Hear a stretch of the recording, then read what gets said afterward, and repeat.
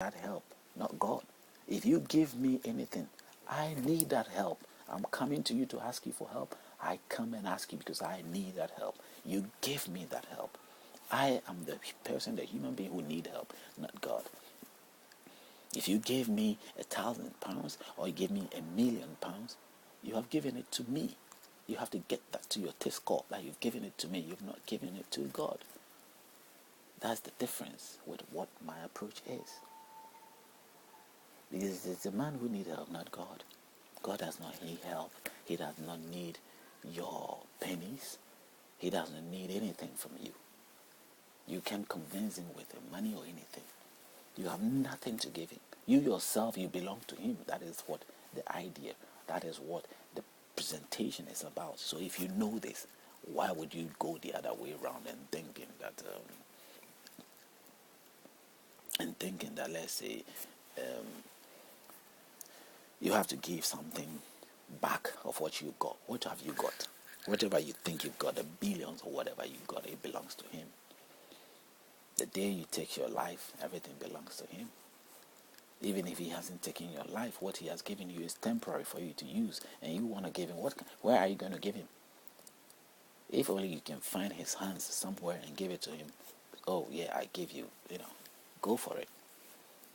But you can give it to him. Somebody standing in front of you wants to take something from you, and he's not honestly and truthfully coming to you to make the demand. He's using God to make the demand. Think about it. Now wake yourself. Those who know, they advise themselves. Those who do not know, they are being trapped into it. This is the friendly trap. Another friendly trap. Look into these things carefully. Now, am I saying this because I'm jealous or I don't get anything? Or what is there to jealous? Is it a difficult strategy to use, to do? No. But the truth here is that so many things are being wasted into the hands of those who devise means to get as much as they want to get. Nobody understands it. Trapping others into such a state that they get as much as they want. And they say if it's wrong, God would have stricken them. God has not stricken anybody. The terrorist we so much hate and strike against, has God stricken him dead? No. So why would God strike somebody who goes about and say that pay money to God or give money to promote God's ideas or what God wants to do? God has never stricken anybody, no matter what you choose to do.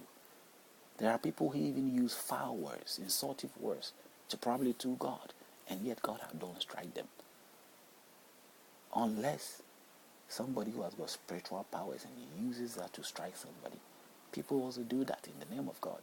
They decide to kill for the name of God. They decide to do medicinal things, or let's say voodoo to somebody, using evil and witchcraft and wizard things, whatever way to destroy somebody's life, to prove that God has done that. All these things happen in life. But the only answer that you have to yourself that I can give you, that I have realized, is that if I say God is good, I in no circumstance can attribute such things to him. So you can't convince me otherwise. When evil is done, when evil things are being done, I do not think it as God is the one doing it. They are doing evil, maybe in the name of God, whichever way they choose or how they present themselves. But no matter what it is, they have done the evil. Human beings are capable of evil, like myself and everybody else. Spirits are there existing, doing evil, in the name of God. And since they are invisible, they even get away with more. And in the form of evidence that we can use is the witchcraft and the wizards. You can imagine the terrible things that they do. Day and night, you can sleep well. You are having problems. And these people are having fun, tickling you here and there. It's like tickling. They feel they are tickling you here and there and having fun. Just like you be in school and somebody bullying you and tickling you here and there. It's fun to that person while you are getting upset and angry. He is happy. This is how it is. This is what the evil doing to others. People who, or any evil thing acts looks like. Whether it possesses you to just frustrate you. But to him or that spirit, he's far asleep at it. He's far relaxed with whatever he does. Leaves you in that state of vulnerability and useless and uncomfortability state where you are so much, up to your neck, and it doesn't really care. Whatever it is does not care. The wickedness that becomes fun to that friend out there. And that friend could be a witch, could be a wizard, could be a normal human being, could be anything. But the act of evil comes in various forms. Now, God has nothing. If I say God, I mean the good God, who has allowed everything to exist, has nothing to do with that. Whatever God has anything to do with, that I look at, that I want to relate to, is that his responsibility of correcting the evil in the system. And as long as that is also not done, then God is doubted. Where is God? Then the atheists come into place. Where is God? Then my mind then jiggles back again. I say, where is God? So my faith is now in question. My idea of God, I believe God is there. I know God is there.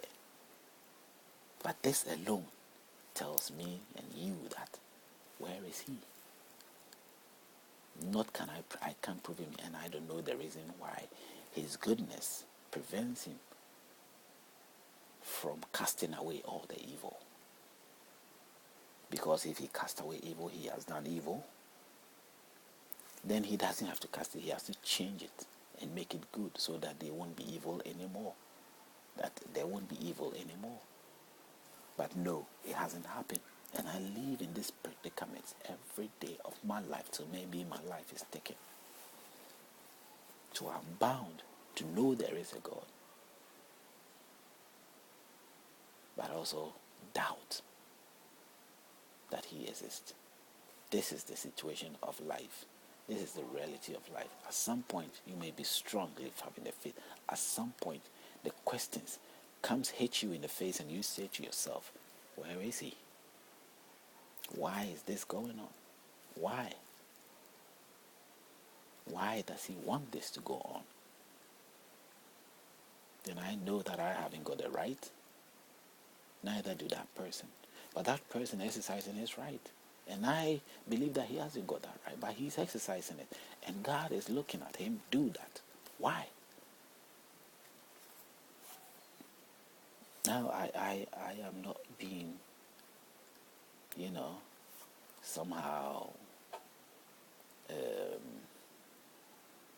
very perseverant, or let's say persevering in a very rude manner or anything. It is pointing to the facts, the truths, the things that we have to look into ourselves. That if, let's say, there is no God, or let's say there isn't a God there, that we should look into ourselves and see how best we can transform our lives. Others are doing so, and we see the benefit, the normal benefits in our lives. Now, if you are not careful about these things, so there is a teachings in the Bible that teaches us that the devil is a man, and his intention is to sort of, especially the evangelists, the new evangelical group that goes out normally approach that revelational teachings of Daniel, blending it to the revelations, which says that the devil has a number called 666, and he's a man, and he's coming, and he has, he's already had his followers or taking place, positions in life, and they sort of, and that is attributed to the false prophets and all that, which we can always have so many signs to point at so many people being a false prophet. And these teachings also get into people that if you are not careful, in my explanation and all that, you can easily be assumed and be considered as the devil. Fine. Anybody can be assumed as the devil, so I'm not too bothered about that. Maybe I may, maybe I am not. I know where I was born. I know who gave birth to me. At least I've got the basic things. I